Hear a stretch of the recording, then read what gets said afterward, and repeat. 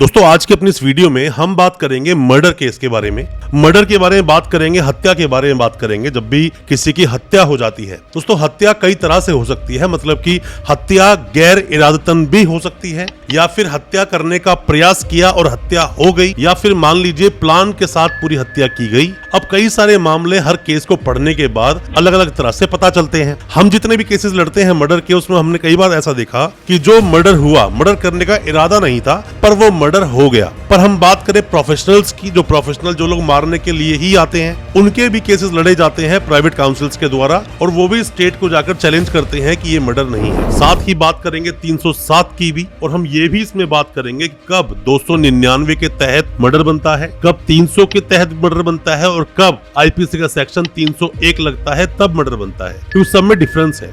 आपको ये भी बताएंगे कि कब कब मर्डर केसेस में बेल आपको मिल जाती है, मतलब किस तरह के वो मर्डर होते हैं, और साथ में ही मर्डर जो कंसीडर किया जाता है वो कैसे किया जाता है। क्या मर्डर केसेस में सिर्फ और सिर्फ सजाए मौत ही मिलती है, या फिर क्या आपको 10 साल 7 साल या 20 साल की सजा भी मिल सकती है, या फिर आप पर फाइन लगाया जा सकता है। ऐसी कई सारी बातें आपके दिल में आती है। साथ में ही ट्रायल कैसे चलेगा उसके बारे में भी आपको बताएंगे। क्या ऐसे कोई नियम, कोई कानून, कोई रूल है जिसके तहत अगर आपने मर्डर किया तो आप एंटीसिपेटरी बेल ले सकते हैं। ऐसी बहुत सारी दोस्तों बातें होंगी, इन सब पर डिस्कस करेंगे। 302 आईपीसी के बारे में सजाए मौत का जो प्रावधान जिसके अंदर होता है, और जब किसी का भी मर्डर हो जाता है, हत्या हो जाती है, इन सब चीजों के बारे में काफी डिटेल में आज बात करूंगा अपनी इस वीडियो में। ज्यादा कुछ जानने के लिए दोस्तों बने रहिए हमारे इस वीडियो के साथ। नमस्कार दोस्तों, स्वागत करता हूँ फिर एक बार आप सभी का अपने इस यूट्यूब चैनल पर जिसका नाम है फाइट फॉर ट्रू। मेरा नाम है वीरेंद्र वर्मा।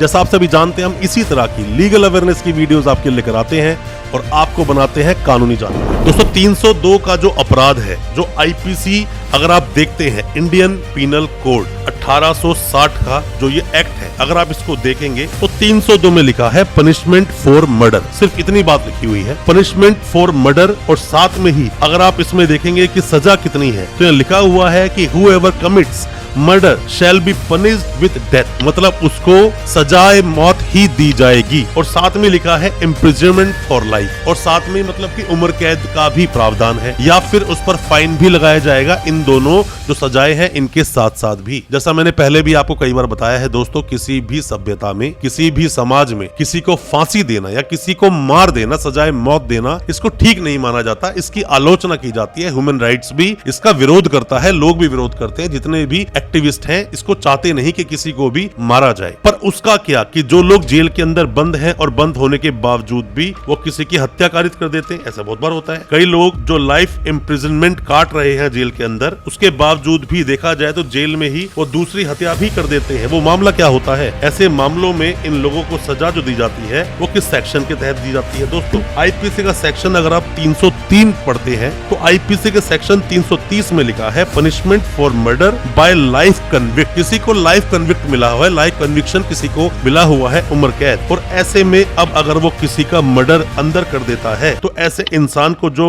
सजा दी जाएगी वो shall be punished with death only. उसको सिर्फ सजाए मौत ही मिलेगी। यहाँ पर दोबारा से उसको नहीं दी जा सकती वही सजा कि आप फिर से उसको उम्र कैद दे दें। अगर आप पढ़ते हैं 302 को सही से, आईपीसी सेक्शन को, इंडियन पीनल कोड का जो सेक्शन बना हुआ है, उसमें कुछ बातें और भी लिखी है, जैसे कि कॉग्निजेबल है, मतलब कि गैर जमानती अपराध, नॉन बेलेबल जो अपराध होता है जिसमें डायरेक्ट रूप से पुलिस आपको अरेस्ट कर लेती है। ट्रायबल बाय सेशन जज, मतलब सेशन कोर्ट जो होते हैं उसमें इसका ट्रायल चलता है। पनिशमेंट डेथ की बात बताई, इम्प्रिजनमेंट का भी प्रावधान है। साथ में ही नॉन कंपाउंडेबल, ऐसा नहीं कि आप जाए कंपाउंड कर लोगे कि हम दोनों फैमिलीज रेडी हैं, किसी का मर्डर हो गया था अब हमें छोड़ दिया जाए, ये सब चीजें बिल्कुल भी नहीं चलेगी मर्डर केस के अंदर। दोस्तों मर्डर जब भी होता है तो मर्डर के अंदर देखा यह जाता है कि पहले तो आप ये समझिए कि 3 धाराएं होती हैं। 299 होता है, 300 होता है और 301 होता है। मतलब कि अगर बात करें हम, कोई मर्डर हुआ कहीं पर भी, मर्डर अगर इरादतन हुआ, मतलब कि चाहते थे उसको मारना, प्लानिंग के साथ उसको मारा। अक्सर जब भी कोई मर्डर सामने आता है केस, तो इसी तरह से उस केस को चलाते हैं जिसके अंदर 300 आईपीसी के तहत जो बातें बताई गई हैं उसके अनुसार ही केस रजिस्टर किया जाता है। और 302 में आईपीसी 302 लगाकर अगर उसमें लोग और ज्यादा भी है तो वहाँ 34 भी लगा दिया जाता है, और भी कई सारी धाराएं लगाई जाती है, डिपेंड करता है केस टू केस। अब दोस्तों बात ये आती है कि कि मान लीजिए कोई मर्डर कहीं पर हो भी गया, तो मर्डर जो होता है उसको आप ये भी बोल सकते हैं कि सबसे बड़ा क्राइम है अपने देश का, कि किसी की हत्या कर दी, किसी की जान ले ली, एंड ऑफ लाइफ कर दिया किसी का।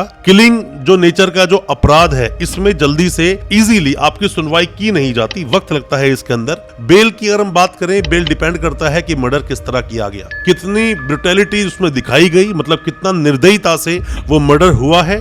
हालांकि बेल काफी लोगों की इसमें भी हो जाती है, पर डिपेंड करता है केस टू केस। जैसा मैंने आपको बताया, केस को बिना पढ़े, केस को बिना समझे कोई भी वकील साहब आपको बता नहीं पाएंगे। जो मर्डर होता है, जैसे आप अक्सर सुनते होंगे फिल्मों में, ताज-इराते हिंद की दफा 302 के तहत, मतलब ताज-इराते हिंद बोलते हैं इंडियन पीनल कोड 1860 का जो एक्ट है, वो है ताज-इराते हिंद। दफा मतलब सेक्शन, सेक्शन अब बोलते हैं 302। 302 में जो पनिशमेंट लिखा हुआ है मर्डर के लिए, उसकी बात दोस्तों की जाती है। अब क्या लिखा हुआ है किताब में, आप ये भी समझ लीजिए। किताब में दोस्तों ये लिखा है, जब भी कोई ऐसी घटना घटित होगी, ऐसा अपराध होगा, तो ऐसे व्यक्ति को जिसने वो अपराध किया है, उसको पनिशमेंट दी जाएगी डेथ की, मतलब कि उसको डेथ पनिशमेंट दी जाएगी, या फिर इम्प्रिजनमेंट ऑफ लाइफ दिया जाएगा, और साथ में फाइन भी लगाया जा सकता है। दोस्तों अगर ये वीडियो आपको अच्छा लग रहा है तो अभी इस वीडियो को लाइक करें, ताकि इसी तरह की लाइक से हमें मोटिवेशन मिल सके और प्रोत्साहन मिल सके इसी तरह की लीगल अवेयरनेस की वीडियोस आप तक पहुंचाने के लिए।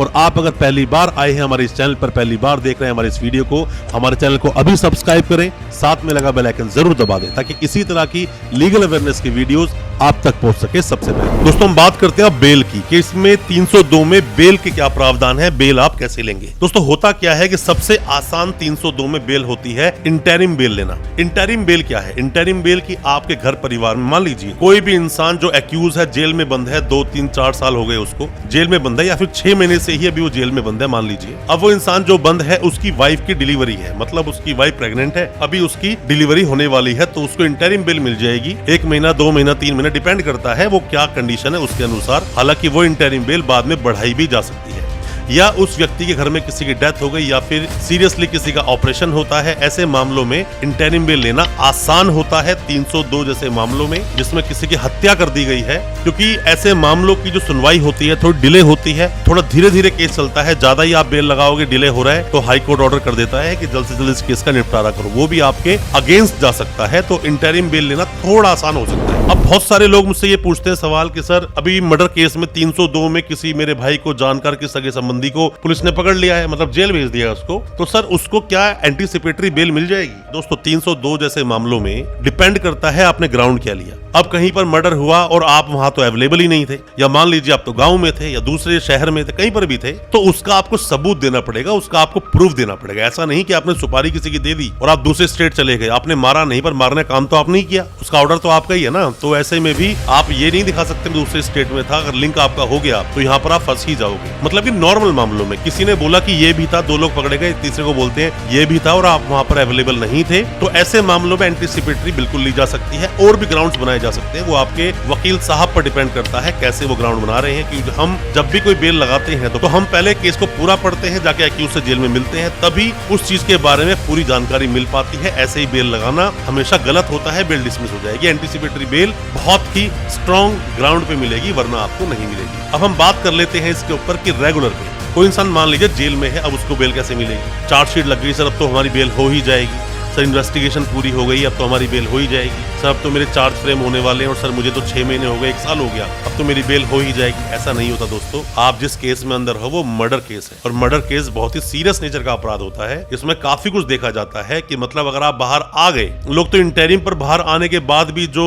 स्टेटमेंट जिनको देनी है, जो गवाह है, जो विटनेस है, उन्हें धमकाना शुरू कर देते हैं, पुलिस से साठगांठ शुरू कर देते हैं। तो ऐसे में कोर्ट भी स्ट्रिक्ट होता है, देखना पड़ता है सब चीजों को। अब यहाँ पर चार्जेस फ्रेम हो गए, और जो मटेरियल विटनेस है उनकी स्टेटमेंट हो गई, या मेन जो आई विटनेस है उसकी गवाही हो गई। कौन होता है आई विटनेस, कौन होता है हियर से विटनेस, कौन होता है, मतलब कौन कौन से एविडेंसेस होते हैं, इन सब पर भी वीडियो बहुत जल्दी आपको हमारे चैनल पे मिलेगी, उसका आप इंतजार करना। बहुत डिटेल में हम बात करेंगे एविडेंस कौन सा मान्य कोर्ट में होता है, कौन सा मान्य नहीं होता, उन सब पर भी बहुत जल्दी वीडियो लेकर आएंगे। पर मर्डर केस में आपको देखना पड़ेगा कि किस किस की स्टेटमेंट हो गई, किस किस की गवाही हो गई, उसके बाद ही बेल के आपके अच्छे ग्राउंड्स बन पाते हैं। हालांकि दोस्तों आपको एक बात और ढंग से पता होनी ही चाहिए, फिर चाहे इंटरिम बेल पे जाएं, एंटीसिपेटरी बेल पे जाएं, फिर आप रेगुलर बेल पे ही क्यों ना जाएं।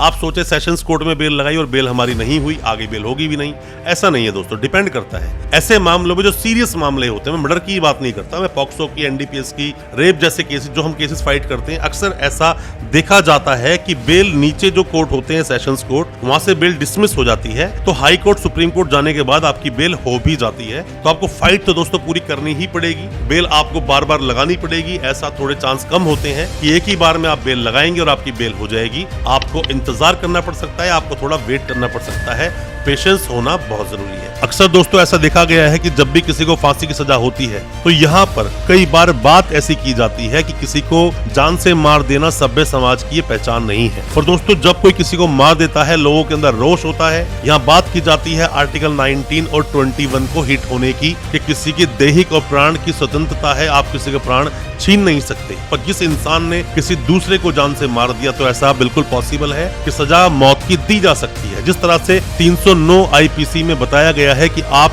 आत्महत्या नहीं कर सकते, उसी तरह से आप किसी को मार भी नहीं सकते। हम बात करें किसी भी व्यक्ति को ताज़-इराते हिंद दफा 302 के तहत, कुछ इस तरह से पहले हिंदी मूवियों में दिखाया जाया करता था। ताज़-इराते हिंद का मतलब हुआ आईपीसी, इंडियन पीनल कोड की दफा, जो इंडियन पीनल कोड का ताज़-इराते हिंद का जो हमारा एक्ट 1860, जो 1860 का जो कानून है, उसके अनुसार देखा जाता है। और साथ में ही थोड़ा जब आगे बढ़ते हो आप तो यहाँ बोलते हैं दफा 302। दफा मतलब सेक्शन। सेक्शन दोस्तों सभी तरह के सेक्शन को सेक्शन नहीं बोला जाता। जैसे कि आप अगर पढ़ोगे इंडियन कॉन्स्टिट्यूशन तो उसे हम बोलते हैं आर्टिकल, इसको हम बोलते हैं दफा। सेक्शन आईपीसी का भी वही सेक्शन ही होता है, सीआरपीसी का भी सेक्शन होता है, एविडेंस एक्ट का भी सेक्शन होता है। जितने भी क्रिमिनल मामले चलते हैं उन सभी क्रिमिनल मामलों को चलाने की जो प्रोसीडिंग है वो सीआरपीसी में बताई गई है। सीआरपीसी जो होता है अपना कोड ऑफ क्रिमिनल प्रोसीजर, और साथ में किस तरह से एविडेंसेस दिए जाएंगे वो एविडेंस एक्ट में बताया गया है। अब हम बात कर लेते हैं दोस्तों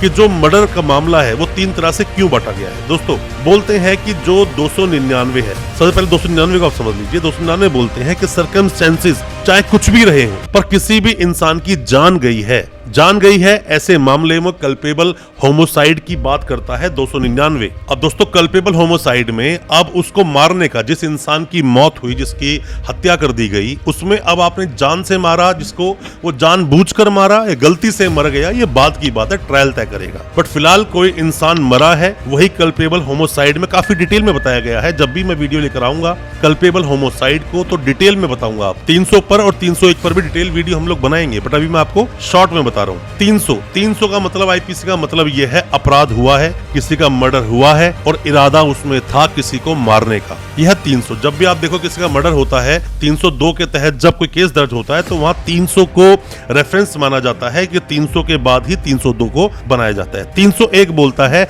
गैर इरादतन हत्या, किसी को इरादा नहीं था मारने का उस व्यक्ति को पर वो मर गया। गैर इरादतन हत्या के मामले में अगर देखा जाए तो यहाँ पर भी 302 के तहत जब मुकदमा दर्ज होता है तो उसके अंदर भी सजा का जो प्रावधान है वो सेम है। दोस्तों ये जो सजा है, या फिर मैं बोलूं 302 का जो मामला है किसी को मारने का, कोई इंसान मर जाता है, ये कोई नया नहीं है। अगर आप मामले चीटिंग, फॉर्जरी जैसे देखो, जो आईटी एक्ट बन गया 420 में, जो ऑनलाइन फ्रॉड होते हैं, ये बेशक अभी के कानून है, ज्यादा बड़े कानून नहीं है। पॉक्सो एक्ट भी अब जाके आया, पर ये जो मर्डर है, जो लोगों को मारा जाता है, ये अभी की बात नहीं है, कितने हजारों सालों से ही ऐसा चलता आ रहा है और ये चीजें होती हैं।